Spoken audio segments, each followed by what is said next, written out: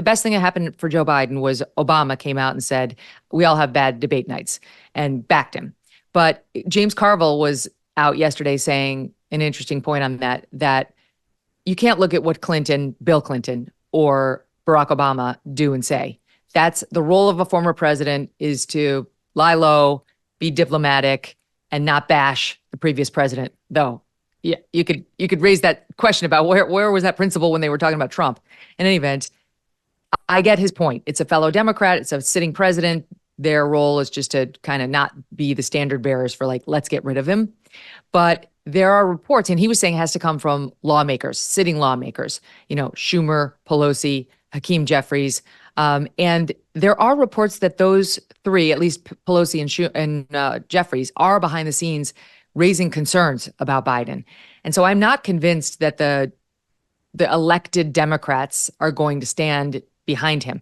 The other problem they have, though, is that all the money in the coffers, some 94 million plus, is Joe Biden's. And if they try to bounce him off the ticket, Andrew, they don't get the money. If they sub in a Gavin Newsom, maybe if they keep Kamala Harris, though it's not 100% sure, they can keep the money. But they don't want Kamala Harris. And that's the big question. What do you do with a problem like Kamala? Because nobody has really wrestled with, great, we get rid of Joe. What do we do about her? Well, yeah, I mean, I hate to celebrate the twisting of my opponents on their own string, but this is what's happened. This is their fault. They created this situation. Joe Biden said he was going to appoint a minority woman to the vice presidency. He did. He forgot to ask about qualifications. A little, just a little mistake he made there, because obviously Kamala Harris is not fit to be president, and she actually still has all her marbles, and she can't do the job. And so they don't know what to do, because how do you replace? How do you solve a problem like Kamala? How do you replace her without violating the identity politics? How do you find a politician who looks like a centrist, but will allow the party to follow the left-wing agenda as Joe Biden has? The mainstream of the Democrat Party is very far left. They're not going to let some, moderate come in there and change direction. So you've got to find somebody who's willing, as Biden has been his whole life, to be the po-faced representative of the party while the party does whatever it wants. And they just don't have anybody like that to bring on. So you can't bring on a white man like the governor of Kentucky. You have to find at least a female to replace him. And who have you got? You got Gretchen Whitmer. That's basically she's their getting main a lot of buzz. Yeah, she's getting a lot of buzz. And she's, I really dislike Gretchen Whitmer because of the way she behaved during the COVID crisis. She was absolutely dictatorial. And at the same time, she was like Gavin Newsom. She was going out to dinner and violating her own rules and all that stuff. But, she's a fairly popular governor in that state, and that state has been a swing state. So she might be their best bet. Yeah. Okay, so before we went on, I want to show you there was a controversy with her yesterday and whether she's seeking the job, which I'll get to in 1 second. But first, I've got to show you this clip. We've been trying to get to it all week. Speaking of Kamala, she sat down with Taraji B. Henson and it's an ad. It's an ad for Obama Harris. It says so in the bottom right of the clip. I don't totally understand how this happened, but it was from the BET Awards. And then I guess the White House liked it so much, they decided to use it in an ad. You tell me. This is the next standard bearer should Joe go. Watch. No, Taraji. Now, I wouldn't do that, especially not to a fellow bison. The real HU? So what's on your mind? Oh, Madam VP Harris, I'm worried about the election. Women's reproductive rights are on the line. Our Supreme Court is on the line. Our basic freedoms are being tested, Madam VP. I know you've been traveling across the country. What are you hearing? Yeah, girl, I'm out here in these streets. And let me tell you, you're right, Taraji. There is so much at stake in this moment. The majority of us believe in freedom and equality. But these extremists, as they say, they're not like us. They not. There's a full-on attack on our fundamental freedoms. The freedom to vote. Yep. The freedom to love who you love, the freedom to be safe from gun violence, the freedom for a woman to make decisions about her own body, not having her government tell her what to do. Oh my God. For the listening audience, that all took place with them looking into their iPhones and seeing the other person. That was, as the kids would say, cringe. 100%. Well, Kamala is an expert at cringe. That seems to be her main qualification for what she does. I just think, look, the Democrats have depended on showbiz and turning the news media into showbiz for a very long time. And I just don't think it's going to play. I don't think, people are afraid. I know on the right, as I say, on the right, we have this kind of overblown idea of their cultural power. They have a lot of cultural power, but they don't have all the cultural power. I'm not sure they can move a Michelle Obama in there, for instance, and not have the people roll their eyes and say, hey, this isn't a TV show. This is politics. We want somebody who at least we know can do the job. And so I really think they're stuck. I mean, Henry Olsen, who is the best poll watcher that I know, says that they could get away with Gretchen Whitmer, maybe Warnock from Georgia as the vice president. I don't even know structurally how they get there in terms of the Democrat rules of play. It's amazing to me, for those of us who've been alive for 130 years, it's amazing to me that this is a replay, an almost exact replay of 1968, when the convention was also in Chicago, when LBJ was stepping down because of Vietnam, when there were protests within the Democrat Party, as there are now, about Hamas and Israel. This is an amazing replay of that time when the Democrat Party basically unraveled. If Trump were not the nominee, it would be clear sailing. He's a very, very controversial person, obviously. He's a person that people hate very much and love very much.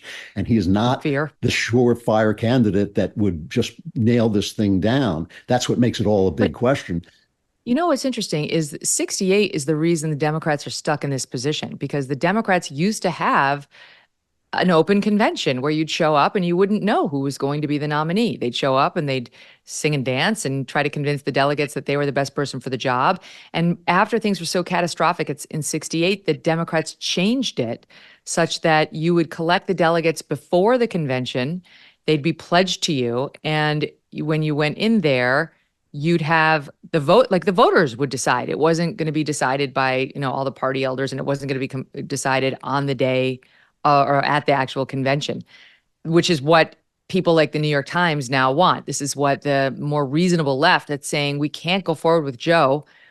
They're saying just because the voters, voted for these delegates, or these delegates are pledged to Joe Biden now, doesn't mean that they have to stick by him. We can't do it like this. He's incapacitated. In any event, I think they're all wishing they had their old system at this point.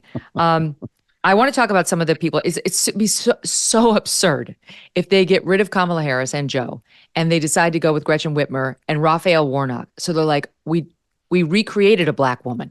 We have one who's black and one who's a woman. There you go. But that's how they are. That's how they're so obsessed with this stuff. They might do it. So Gretchen Whitmer she stepped in it reportedly yesterday because there was a news report supposedly released by one of her competitors, meaning somebody else who's in the running for Joe Biden's job, that she said to the president, Michigan is lost. Not to the president, but to his team. Just FYI, in the wake of that debate, Michigan's lost. She came out and denied it and said anybody who says that doesn't know shit. And the takeaway is, if one of her competitors released that about her, it shows they fear she's a threat, and it shows people are starting to vie for the job, that the bench is starting to warm up. So it's not settled on the Dem side what's going to happen here. Here's a little bit of a video Gretchen Whitmer posted to X on Monday, where she's all Team Biden. The whole world is going to be watching what happens in Michigan. And I know none of us wants to wake up the morning after this election and feel like we did in 2016. Right? We have a president who wakes up every single day and thinks about how we can make people's lives better. We have a president who is committed to respecting and protecting women's rights under the law in this country. And so, my friends, this election will be decided by a slim number of people in a handful of states, and we are one of them. We cannot let Michigan fall on the wrong side of this election. So that means hitting the doors. It means making the phone calls. It means registering people to vote. And it's interesting to hear her talk. She sounds a little like Kristi Noem. She's got the same general accent in the Midwest there. But so she right now is standing behind him fully. That's one of the candidates. And I'll just give you one other, and then I'll get your thoughts. Kentucky Governor Andy Beshear, I've heard his name mentioned. He came out, was asked about replacing Biden, and here's what he said. He didn't say, never, I'm not doing it. Shut up. Stop saying that. Listen. Any thoughts that you might slide into that slot if would you if you had to? Only the president can determine his future as a candidate. He is the candidate, and as long as he is, I'm supporting him. Okay, he's from Kentucky. He beat our pal Daniel Cameron in the race for governor. Very popular, though. Very high approval rating. So does Gretchen Whitmer. They call her the Big Gretch. Both of these two, I don't know. They're getting a lot of buzz. And you heard him right there. He didn't come out explicitly and say no. Yeah, there's what you see, and then there's what's going on behind the scenes. Even Obama has said behind the scenes to be campaigning to open the trap door under Biden. So we don't really know what's happening behind the scenes. But first of all, you can't help but compare this to the Republican Party, where like Mike Johnson can't reach far enough behind his back to take the arrows out from his own party. The complete disarray that you have on the right and the complete discipline, lockstep discipline that the left manufactures is very, very impressive. But what both Whitmer and Beshear are saying basically is they're not going to be the guy to stab Biden in the back. But if he should wake up one day and find there's a knife in his back, they would take his place. I mean, neither of them eliminated the possibility that if Biden should step down, if the party should get rid of him, they would step in. I mean, then they would have no discipline or loyalty problem whatsoever. As it stands, though, they can't be the one to say get rid of them, because then they look bad to the Democrats, who really do prize discipline and loyalty in a way that the Republicans don't. It's in some ways it speaks well of the Republicans that they're a party of individualists. On the other hand, you know, if like you want to watch your back, you would actually prefer to be a Democrat than a Republican. Yeah. Here's Sheldon Whitehouse, senator from the great state of Rhode Island, being not explicit that he needs to step down, but not a cheerleader. Your honest reaction to the debate? I think, like a lot of people, I was pretty horrified. Rhode Island U.S. Senator Sheldon Whitehouse tells 12 News Democrats remain united about the need to defeat former President Donald Trump, but they're looking for reassurance from Biden and his team. Well, I think people want to make sure that this is a campaign that's ready to go and win, that the president and his team are being candid with us about his condition, that this was a real anomaly and not just the way he is these days. Now, that sounds like virtually everybody on CNN, MSNBC in the wake of the debate, the New York Times, the Atlanta Journal-Constitution, horrified, and we need assurances. I'm not sure why he's going further, but, the next week to 10 days should be very important in seeing where the messaging lands. The White House has been, I think, rather effective in trying to steady the ship, trying to get their worst critics to be quiet and get their top Democratic, at least elected allies, to either back him openly or hold their fire. So where do you think we are 10 days, 14 days from now? Well, you have to consider the White House is a genuine thug. He's the guy who kind of makes mafia-like threats against the Supreme Court. So he's the one you expect to go further than anybody else. But clearly, beneath the surface, there is a move to get rid of Biden. He's going to have to debate again. He's promised to debate again in September. I don't see how he can possibly do that. He's not going to be getting better. They know it. And so I expect to see a lot of movement beneath the surface while everything looks calm on top. This July 4th, as we celebrate the birth of our nation, it's important to reflect on the freedoms our forefathers fought for. But today, these freedoms are under attack. Look no further than the treatment of President Trump and the lawfare we're seeing this year. That's why now more than ever, we need organizations that are fighting back. AMAC is the Association of Mature American Citizens, and this is more than just a senior discount organization. AMAC is dedicated to protecting conservative values and defending our rights. Just listen to the way they talk about themselves in this ad copy. They're not afraid. They're ready to fight and to stand up for conservative values, unlike some other senior organizations, okay? You can learn more about how AMAC is actively fighting for your freedom by visiting amac.us/Megyn. By joining AMAC, you're not just becoming a member, you're becoming part of a movement. This July 4th, stand united. Join AMAC today and ensure that your voice is heard. amac.us/MEGYN. Together, Americans can make a difference. Thanks so much for watching. If you like what you just saw, hit the subscribe button for more clips and full episodes.